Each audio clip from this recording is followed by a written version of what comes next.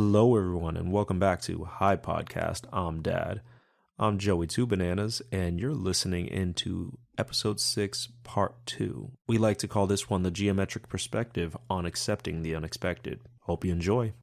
So I feel like we've been kind of dogging expectations, right? Talking about it in a negative light. And I've got a bit of a counterpoint to that because with bastard. The way I've been raising number 1 and number 2, right, has been very, kind of want to say fluid. I've been changing my method a lot. And it hasn't, I don't know.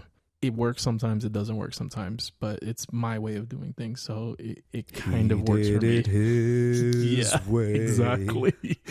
And number 1 is a ball of anxiety.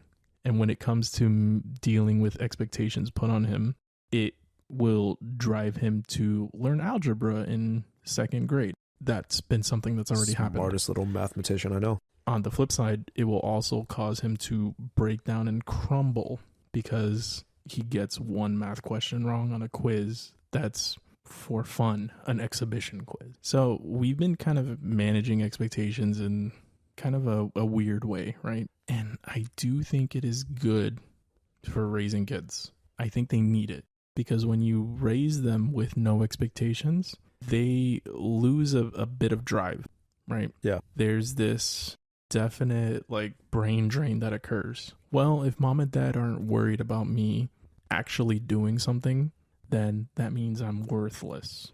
Well, yeah, it's that whole, if I don't tell you to shoot for the stars, you're never going to try. Or sometimes they believe mom and dad don't think I can reach the stars. Yeah. Which is even worse because your kids, I think, need to understand that their parents are always going to think that they could do everything, even though they know they can't. Because how many times do you doubt yourself whenever you're doing anything? Every freaking time I wake up. Exactly, right? Dude, do you know how much I doubt myself while editing these episodes? I mean, I doubt myself all the time too. But, you know, if I were to talk to my mom, I would expect her to be like, oh no, mijito, you can. I don't know why I'm giving her this accent. Your mother has never said mijito. Oh no, mijito, you can do anything if you tried your hardest. Your mom would laugh at any woman who speaks that way. My mom is like raised up New York, yeah, 70s, 80s. She does not have that accent. Your mom is Thundercats, American cartoon, not anime raised.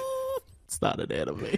I know. I was going to put a correction last episode saying that you were right. I was wrong. So somebody who was raised on Thundercats wouldn't say mijito. I'm half right. She's not immigrante. I'm half right. If you ever post that correction edit. You are correct. It was a Japanese animation company making an American cartoon. But either way, I think we do need to have expectations for our kids. I really do. And not as a disqualifier for their worth. Really. I think that's what it comes down to. Yeah. Because I've seen it with number 1 and I've seen it with number 2 as well. Really? Number 2 seems very like almost laissez-faire in how she approaches life. Like everything is just great. It'll work out. It does seem that way because she puts that persona on, but she's not. She is so rigid. Really? Everything has to go the way she wants it to, or else it's garbage. And she cries and she has a really hard time dealing with it. So you would really need to work on managing expectations with her because I could see that being a problem. It is. It's a problem now. Sheesh. It really is because if things don't go her way or if things, I mean, and it's little stuff right now because she's 7. I'll go, hey, listen, tomorrow, let's do this together. And I've said it before, I don't 100% follow through all the time. Horrible. I can't put that on myself. No. You know what? I ain't even gonna lie to you. That's an important expectation to manage as a parent, to know what you promise your kids, because my brother-in-law was coming by today and he called. My daughter Lola was like, oh, is that Jojo, which means like in Chinese that means like mother's older brother, is that Jojo on the line? And she's like, oh, Jojo. And he's like, oh, you guys are gonna go see the animals today or something like that. And the wife and I are like doing the hand on our neck thing, like no, don't tell her that. We didn't tell her that because, you know, if it rains or something like that, then she's gonna have that expectation. That's an expectation we gotta manage, because the second you're like, oh, well, we didn't go right, because it was raining or whatever. I'm the park. I wanted to go to the park. You know, like you got to manage those expectations. Yeah. And you know, number 2 was kind of raised that way too, right? As she was little, it's like I was busy when number 2 was really small, around your oldest age, around Lola's age. It was a lot of, listen, daddy wants to do this stuff with you, but I've got to work 12 hours. You know, we can't do this right now. And I guess it kind of carried through, because now if I say, hey, let's do this together, or you know what? I'm not even going to lie to myself. 90% of the stuff comes from her. Hey, Dad, tomorrow, let's do this very specific thing. What do you think? And you're like, I don't think so. As soon as that I don't think so comes out, devastated. Absolutely devastated. But it's better than if you said yeah and then you don't do it. Right. Which was a problem of mine for a very long time. It's a holdover from my parenting, because we've talked about that the first time you mentioned it, that's a huge problem for kids. Like when we can't trust our parents because they failed that expectation they presented for us. Like, and my dad was the master of that. Yeah, hey, that's how it came up. Yeah, we're gonna do this awesome thing. Oh, sweet. And then when it's time to do the awesome thing, he's like, that's not happening. Like, yeah, no. Yeah, nah. And I did the same thing. I don't know if that shit's genetic or what, or I don't know if I learned it. It's a learned behavior. The things our parents pass on to us. Listen, all I know is that when I'm at the beach, I like to roll up my swim trunks like they're a thonga. Oh! And I do that. And that's because you're a sick individual. Well, that's what I thought. Until I was at the beach with my mom and I was doing it and I was being funny, and she was like, oh man, don't do that. Your dad used to do that all the time. I was like, what? No. You're just like your dad. Yeah, he's your daddy. I was like, stop it. No, there's no way this behavior is genetic. Your Honor, I shouldn't pay child support. That's not my son. Your Honor, they both roll their pants up into their ass like a thong. I'm like, this. Judge Judy's over there like, that's your son. It's like, this is such a specific behavior. How? It was a genetic expectation. We never even went to the beach that often. Since we're on this tangent, my wife likes to tell me there's no way you can deny that Lola's your daughter. She pointed out yesterday, because I take songs and I twist them.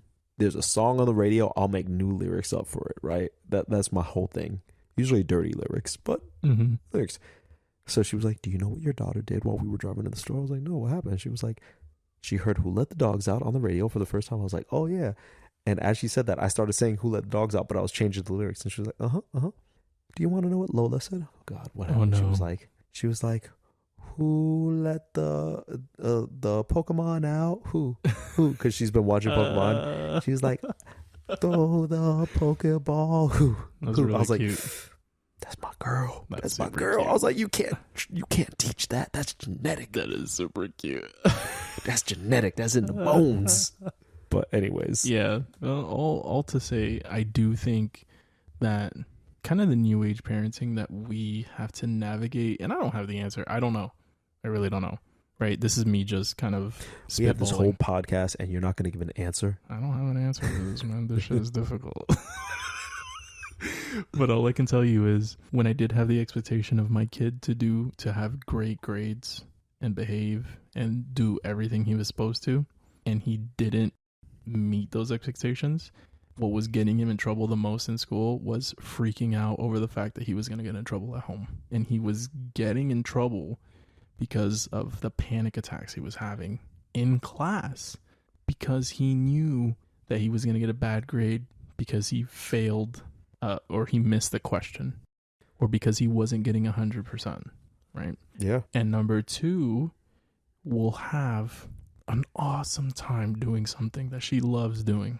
But then because it doesn't 100% match exactly the scenario she was thinking, or something needs to go wrong, or she has to roll with one punch, all of a sudden she's had the worst day ever. And that's not good for them, right? So having those stringent expectations where you draw the line in the sand and it becomes like, this is the most viable product.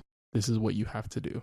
I feel like it's not good. We have to be able to, we have to adjust. But at the same time, there needs to be some expectations. Yeah. There has to be something. So to kind of play off of that, I got a little story. And then I think you also had another story we want to go over that we touched on previously. Oh, yeah.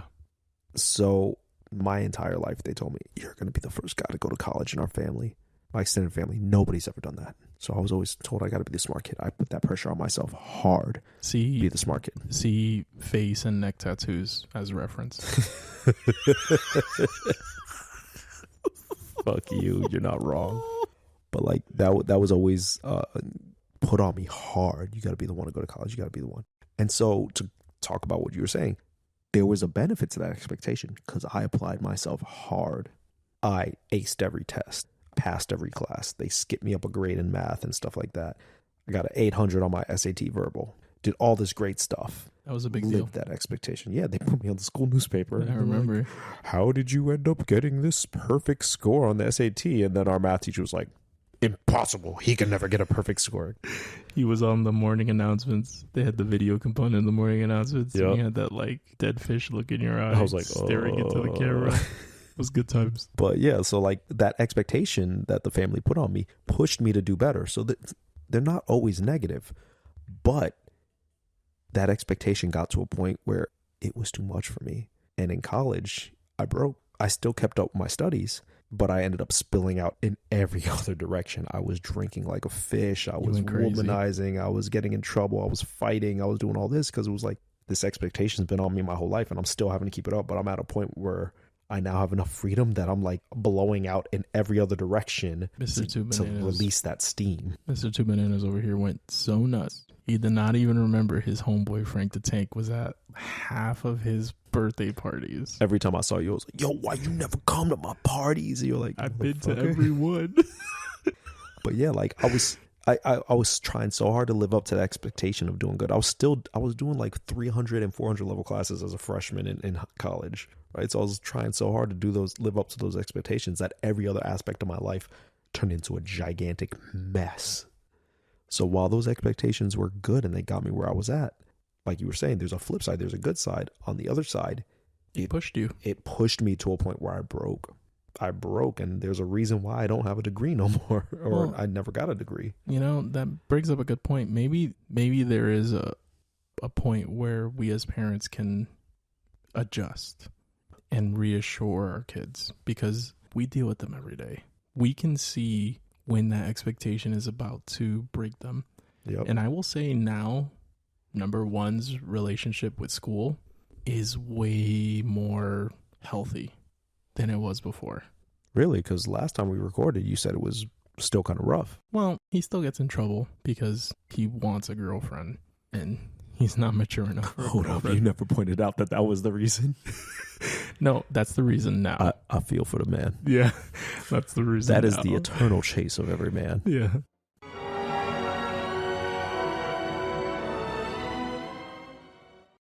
So at the beginning of the school year, it was scholastics, right? Like it was scholastics as in actual scholastics or like book fair scholastics? Wait, what are actual scholastics? Because I said that word, it just came out. And I don't know if I said it right. No, like the entire edifice of schooling. But when you do you need me to define edifice? The structure, the building. Yeah. The only reason I asked was because I remember the scholastic book fair. Oh yeah, those were fire. I love the book fairs. Totally off topic. Let's go back. Edifice, scholastic, good. So at the beginning of the year, it was very much based on how he was doing in school. His grades, his performance on tests, quizzes, homeworks, etc., etc., etc. Now it's more social stuff. Now he's recently, and school's now out. He's moving on to the next grade. School's out for summer. And at the end of the year, it was more like social stuff. Well, he got upset because some girl turned him down. Well, he got upset because her loss. I mean, they're 10.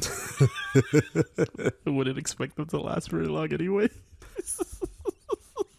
Hey, you set an expectation of marrying the high school sweetheart, okay? No, I did not. Yes, you did. No, just because I did doesn't mean it has to happen. No, it's a thing. My neighbor, the one 3 doors down, the one with the 2 daughters, both of his daughters are with their high school sweethearts still, way after high school, because he married his high school sweetheart.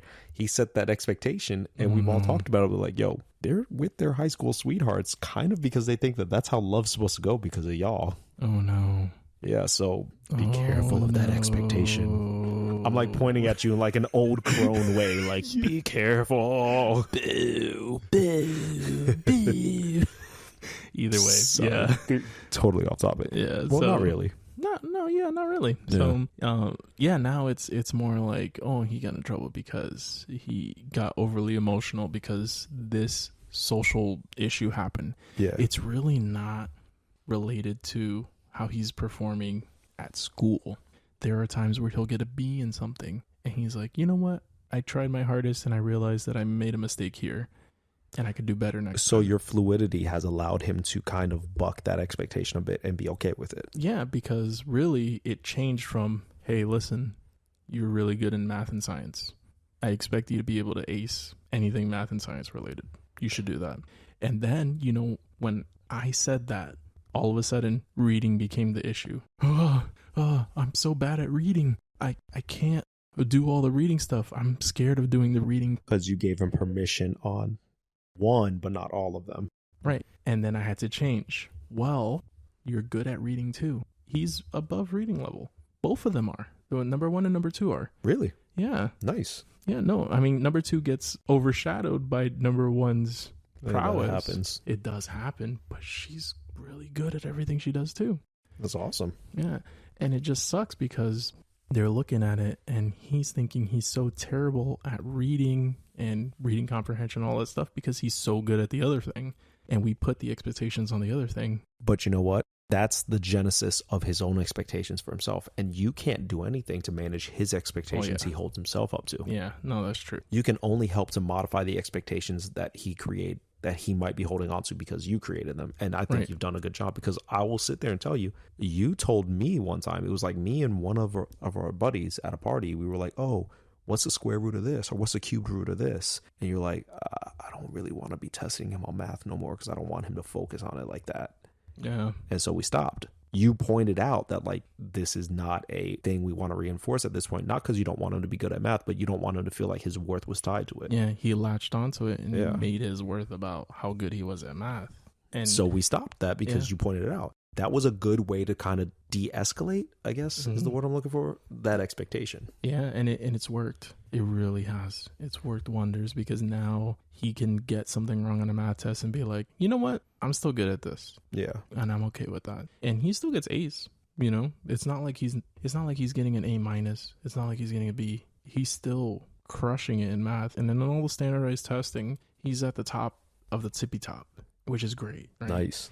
But he's just not holding himself anymore to that pinnacle. Like if I fail, that's it. There was a point where he needed to be 100% perfect all the time, and it's not possible. That's impossible. Yeah, it's not possible. And he was getting in trouble because he was missing one question, and then beating himself up over it. Not even beating himself up, throwing a fit, causing a distraction in class, and getting sent to the principal's office because he got one question wrong, and it's not necessary. And I we sat down and we talked about it, and I'm like, listen, man, if we need to readjust your expectations, I really just don't want you getting in trouble in school. You get enough referrals, you get into enough trouble, they're going to kick you out and they're going to put you in a worse school. That's it. You don't want to go to a CEP. Exactly. That's not even a school anymore, right? Really? Yeah. So for the listeners, CEP was a school back when we were kids that if you failed out of every other school and you had enough referrals, you went there. I don't remember what CEP stood for, but everybody called it children entering prison. Yeah, that's what it was for. I think they closed it because they were like, this program actually doesn't work. It was like all ex-drill instructors and like prison guards that were the teachers there. It did more harm than good. Yeah.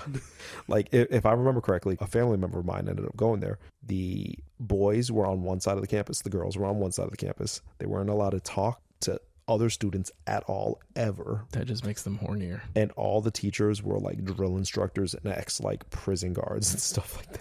Ooh. Yeah. Anyways, but I think you did a good job of, and I think this is the key idea for this entire thing, managing the expectations. It's not bad to have expectations, right?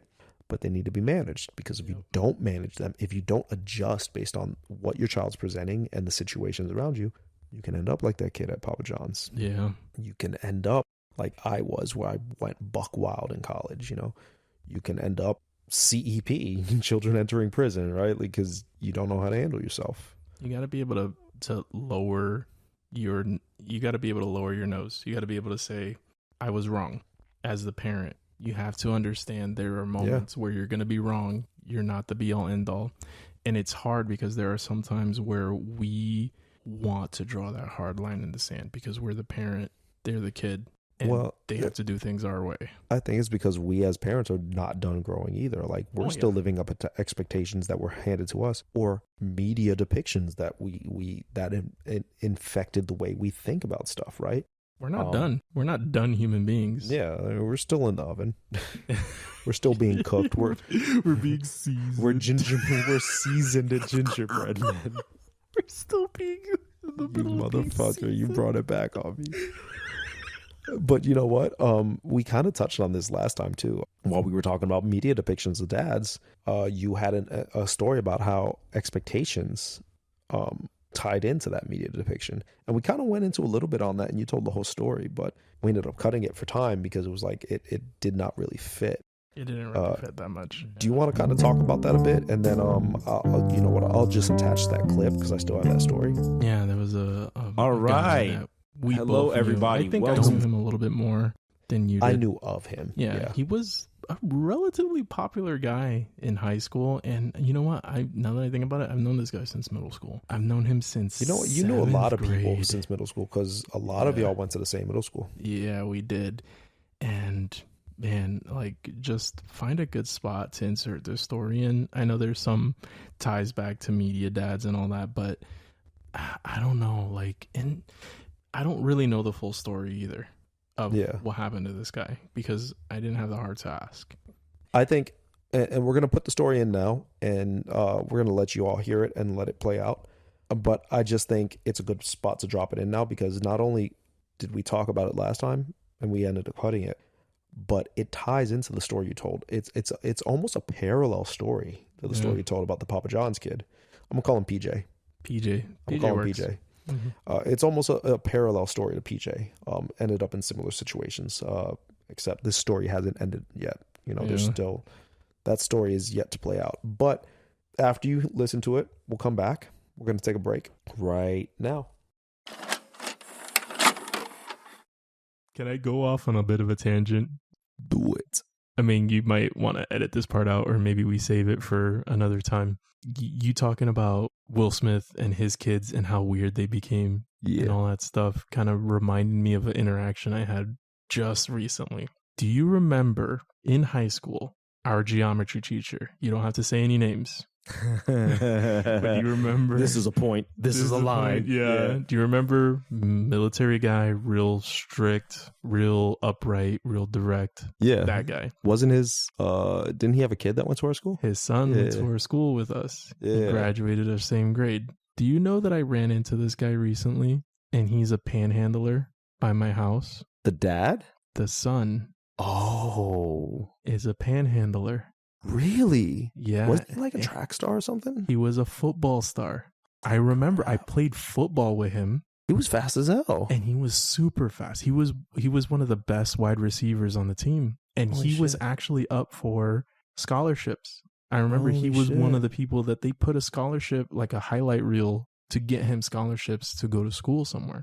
And I'm talking to him like, hey, I didn't even recognize him. I was walking the baby, dude. I was walking the baby. And we were going around, and I see this guy riding his bike. Real nasty dreads, real thick beard, Yeah. But I say hi to everybody when I'm on a walk. You do? Just hey, how's it You're going? a friendly motherfucker. And he looks at me, he goes, is that Frankie the Tanky? Is that Frank the Tank? And I was just like, who the fuck is this guy? He comes up, he starts talking to me, and I'm like, yo, man, what you been up to? Like, how are things? And you're with 1 and 2? I'm with 3. Ooh. This is in the middle of the day. I'm with 3 walking, you know? And he's just like, yeah, man, you know, I'm just living my life chilling. I'm over here, over at the corner of like blank and blank, yeah, blank and blank, we're right around where corner where I live at, yeah. And you know, and I just asked for money. I picked up, you know, what I can to get my little bit of bud and some beer, and then I go hang out at the park, and then I go home. The guy still lives at home with his parents. Y'all can't hear this. I literally shook my head in like surprise, like that somebody would come up to you straight on me like, yo, I'm a bum. Yeah. And I'm a bum. And what struck me as odd was the first thing I thought of was like, holy crap, what does your dad think about this? Like, I didn't ask him, man. Obviously. Because to be fair, we don't know what he was like at home. No. But he seemed like a cool enough dude. Like, he was a smart guy, very strict, very military wise. But I would not expect. I remember when we were kids, because I went to middle school with this kid too. We didn't go to the same middle school. I've known him since like... No, I went to 3 different middle schools. Yeah. I've known this kid since like 7th grade. And he was raised super strict and kind of like, I don't know, tying it into like the media dads, he would be like that idea of the not very present dad. He would be the Stan Smith. He would be the Stan Smith. Yes. Yeah. Yes, he would be the Stan Smith, just Bring not it back. Just not as bumbling, right? Not as not that bad. But I know this kid was brought up with like rigid rules and like schedules and like, this is what we expect of you, this is what we want from you, you are expected to perform this way, because he was like that with us, even in his class. It was like, he was also a little weird, because wasn't that the same class where we were like, yo, what if a bird could shit a brick? Yeah. He was a very weird guy. Life is like painting a torpedo. You know, we're so off topic, but I will never forget this. That was the class where I remember him telling a story about a guy not paying attention. It was one of those big, thick as your neck ropes on the boat, and the guy wasn't paying attention, and it like caught his leg, and it just pulled him through like that porthole, and he got turned into like a meat straw. Yeah, like that was a story he told in geometry. But you know, and those little things, right? Those little things that like we knew his dad. Yeah, it kind of showed like, okay, your dad is a bit of a weirdo, right? Your dad is kind of off. Your dad has a lot of like kind of no filter, right? Like he didn't really have that much of a filter. I mean, he's telling a bunch of high schoolers about people turning into meat straws and birds shitting bricks and all that stuff. Like, you can't be fully there. You know that's going to get a bunch of 15, 16-year-olds riled up, right? But at the same time, he was very militaristic style. Like, you know, I expect our class to be able to do this and you should be able to do that and blah, blah, blah, blah. Yeah. You know, and I assume he was the same way at home, because the guy could only wear certain things.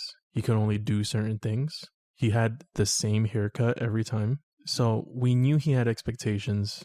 It made sense. He was very militaristic, and I'm pretty sure that the way this guy was raised was very similar to that. You know, his dad was a certain way, he acted a certain way, and a lot was expected of him. And maybe for him, it was a failure to launch or whatever.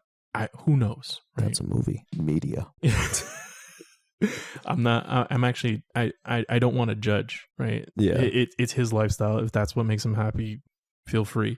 It's just weird because the first thing I thought was like, holy crap, what does your dad think about this? Because there is no way, from what I know about his dad and his upbringing. I mean, I've known this guy since we were like 12, right? Yeah. That this would have this can't fly. He wouldn't let his only son, he's an only child, be a panhandler by day and just live off of his parents by night. But you know what? We can't say nothing, because you might want to say now, I'd never let my son live on our roof if that's how he's living. But you might end up in that situation where you're just like, it's either that or lose my son. Right. Or my son lives on the street. Right. I don't know. Yeah.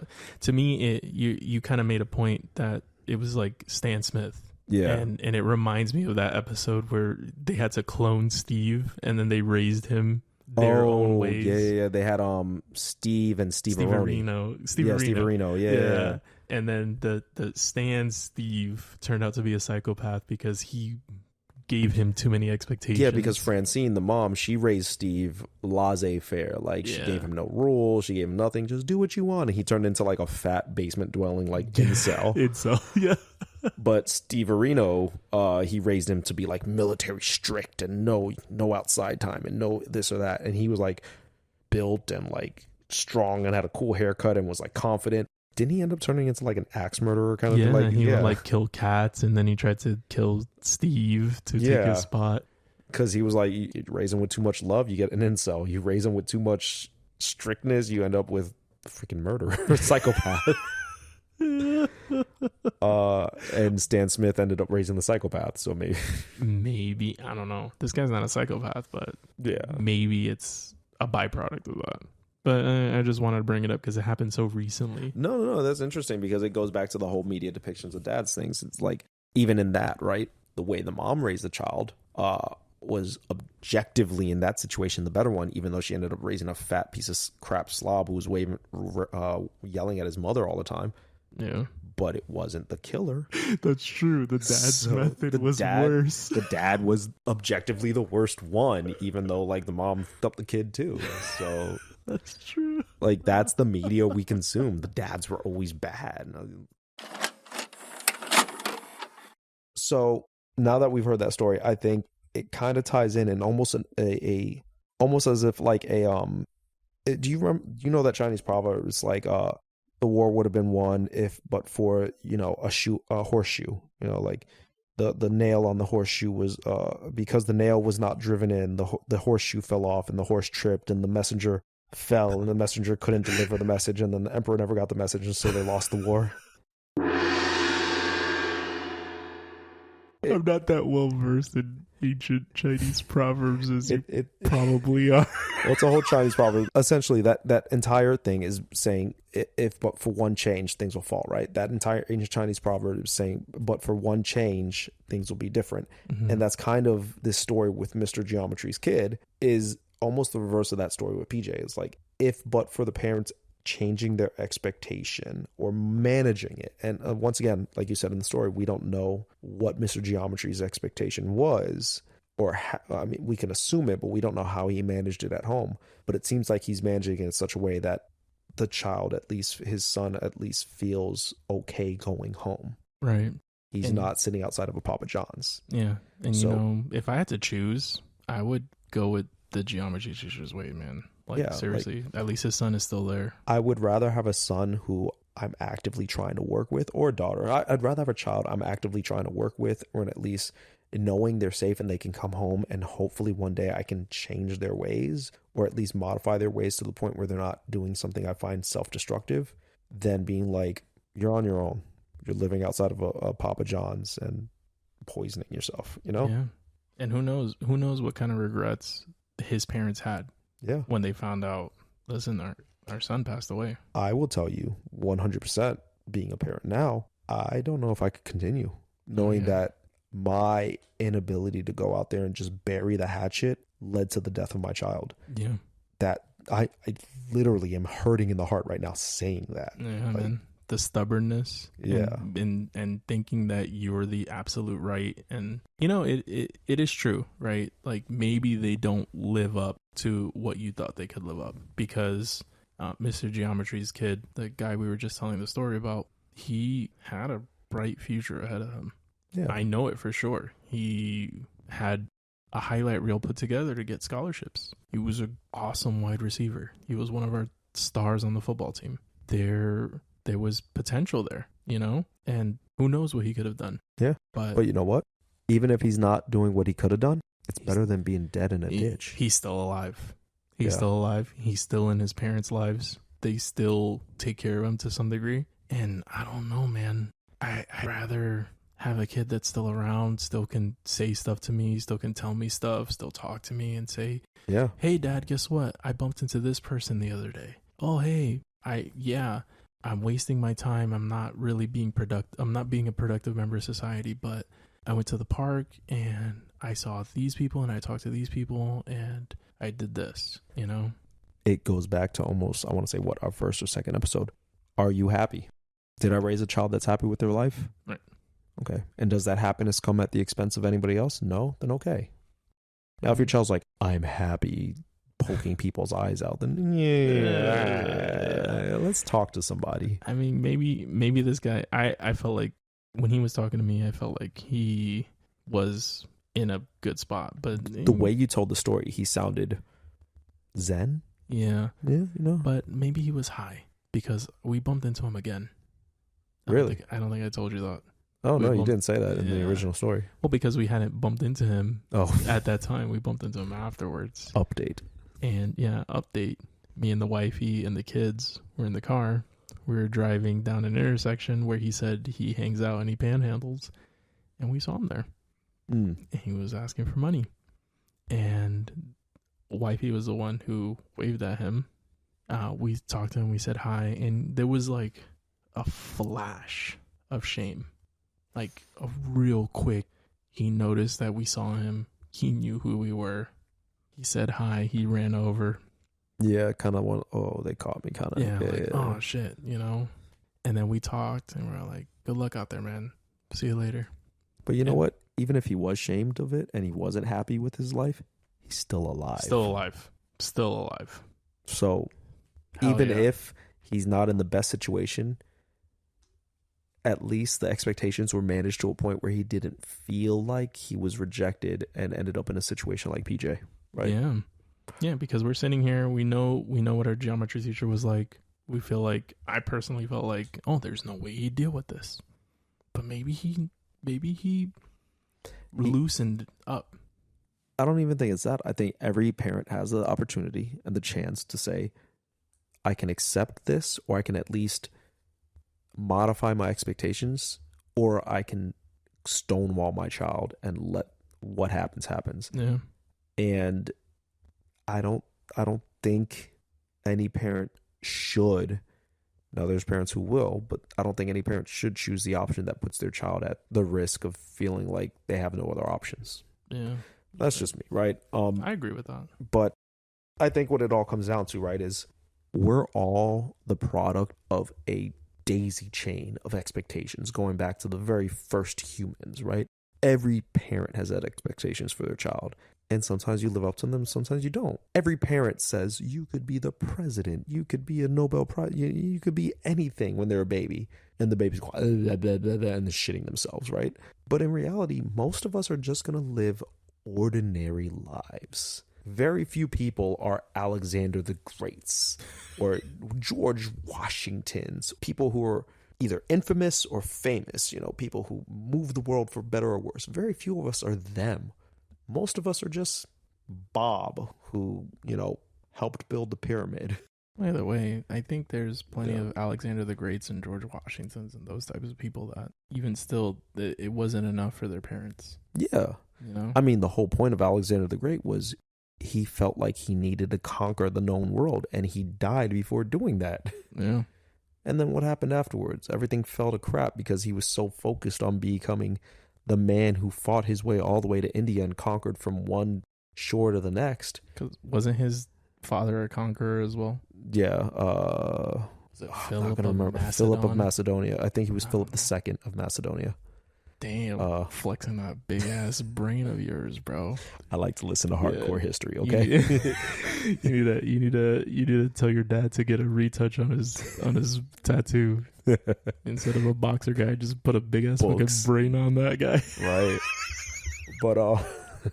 But like he pushed his army all the way to India, and then it fell apart, and he died, and then all of his generals fractured and stuff like that, and this great empire he built kind of fell apart. Gone. You chase this expectation so far, and then everything you built turned to sand. And you can't expound upon that all the way to absurdity and say every single thing any of us do turns to sand in the end. Like in a billion years, this planet's not going to exist anymore. So maybe we modify our expectations. Nothing will last forever. Nobody's going to be king of the universe for all eternity. Be okay with what your kid does, right? Yeah. I mean, as long as they're not murderers and they're not hurting themselves or you, or even if they're hurting themselves, if you showing a little compassion can keep them alive, then modify that expectation, show that compassion, and see where you can go from there. Because as long as your child's alive, there's always another chance, right? Yep. As long as you're still breathing, there's an opportunity to be better. Yeah. For sure. Unless they're Daimler or something like that, then, you know, if you have a serial killer, there's very little you can do to fix that. Well, once they've gone to that point, you kind of gotta. Then the expectation is, I hope you get caught.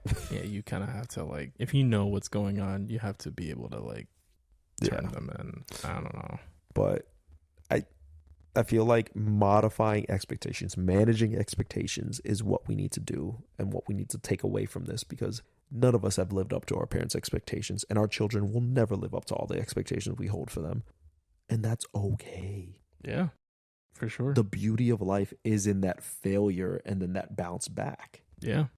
So maybe we just think about that. And a lot of people will say it's toxic parenting to hold on to these expectations and stuff like that. And that's what our whole generation does, right? They say it's toxic and this, that, or another. Or it's toxic masculinity and you're trying to make your child too masculine and this, that, or another. When in reality, it's just an expectation. And you know what? You modify it and you're like, oh, maybe my son wasn't supposed to be a boxer. Maybe my son wasn't going to be that strong guy who dated a million girls in middle school. But I'll give it to my father. Even though he held me to those expectations, he still cheered me along when he was like, oh, you're a smart guy. You're a book smart guy. He never made me feel ashamed to not live up to those expectations. That shame came from within myself. He modified them enough to be like, you're a smart kid. Mr. Two Bananas, you're a smart kid. I'm proud of you for that. And so I think that modification at least allowed me to be okay and to eventually grow from it. So you could call it toxic to have this expectation, toxic masculinity, or just toxic parenting. But at least he allowed that wiggle room to manage that expectation. And I think that's what we all need to have. Yeah. Recognize that our kids are probably going to be like, my parent messed me up. My parent was toxic. All kids are going to say that, but at least build in that wiggle room that even if they say that, you're giving them the freedom to say that room to grow and to buck your expectation. Right. And as long as they're saying it and they're vocalizing like that part of it, then you know that it's more healthy than them internalizing it, letting it fester, not like really dealing with it, you know? Exactly. You're don't create a complex. Yeah. You know? They'll have a resentment for the expectations more than likely, but as long as you give them that wiggle room to challenge that expectation, at least it won't become a complex. It won't become something that haunts them without the possibility of lifting it. Because I've lifted most of my expectation hauntings. But if my dad never gave me that wiggle room, or if my mother never gave me that wiggle room, maybe I wouldn't have been able to. Maybe I would have been still weighed down by that. Maybe I wouldn't have my daughters. Maybe I would be like, I never lived up to it, living on a box on the side of the street. You know what I mean? You'd be out there trying to fight guys. Yeah. Like, yo, I'm 30 years old. Let's fight. So, I mean, I think that's what it comes down to. Like, there's nothing wrong with expectations, but I think learn to manage those expectations and understand your child will never 100% live up to them. And if you're a child listening to it, if you're, you know, a 30-year-old child, 20-year-old child, 10-year-old child, if you're listening to us, also understand that it's okay not to live up to those expectations. Don't self-destruct because you're not living up to them, right? Just understand that we're not perfect beings, so you'll never live up to those expectations, and don't hate yourself for not living up to them. I think that's the takeaway, right? Yeah, I'd agree with that. That, and maybe stay away from hard drugs. Yeah, maybe. Yeah, like, so honestly, yeah, like, I mean, but experiment, have fun, but maybe at the same time, I don't know. Maybe don't do something that's gonna make you want to die. Meth is a hell of a drug. To go back to the last episode, no crank. Stop it. Get some help. No crank. All right, Mr. Tanky. I think the tank's empty. I think we're done. Tank is empty. Let's wrap it up. This was the expectations episode. This was the storytelling episode. Well, I enjoyed this episode. I enjoyed talking. I enjoyed getting this off our chest. And maybe we improve from what we say. Who knows? I've already made improvements to my own relationship with my children's based off of these conversations we have. Oh, shit. It's having a real-time effect. I appreciate that. I'm happy for that, bro. It's good shit. Well, I hope y'all are having at least a positive experience from this, or at least laughing at us being idiots. But I enjoyed this, and this is Hi Podcast. I'm Dad, and we'll talk to you all later.